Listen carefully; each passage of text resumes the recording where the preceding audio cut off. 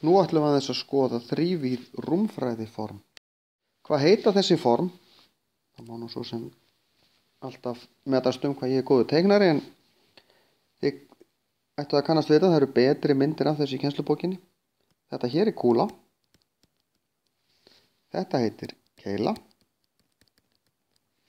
Þetta er sívalningur. Þetta heitir ferstrendingur.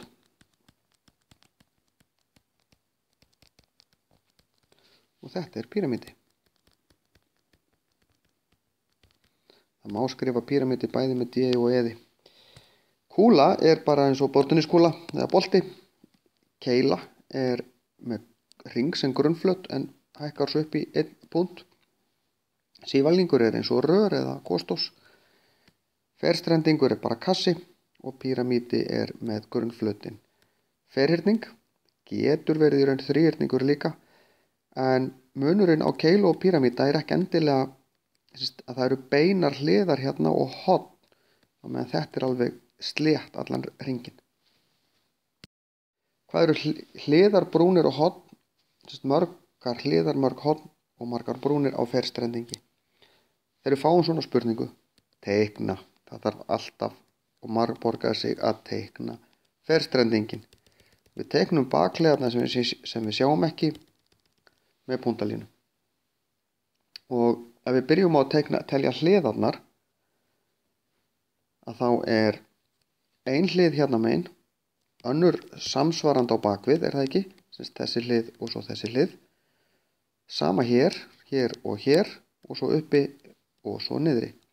Þannig að hliðarnar eru 6.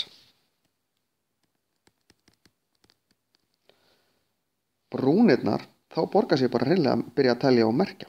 1, 2, 3, 4 hérna uppi, 5, 6, 7, 8 niðri, 10, 11, 12 og 13. Það gengur nú ekki alveg upp hjá mér. Skulum telja þetta eftir. Það er að vera 4 hérna uppi. Skulum við nota bara annan lit. 1, 2, 3, 4, 5, 6, 7 og 8, 9, 10, 11 og 12. Gekk þetta betur hjá mér. 12 brúnir og hornin eru 1, 2, 3, 4, 5, 6, 7 og 8. Ef ég þarf að teikna fleiri myndir, ef við finnst óþægilegt að gera þetta alltaf sömu myndina, teikna eina mynd til að telja hliðar, eina mynd til að telja brúnir og þriðju myndina til að teikna horn, þá gerið þið það bara.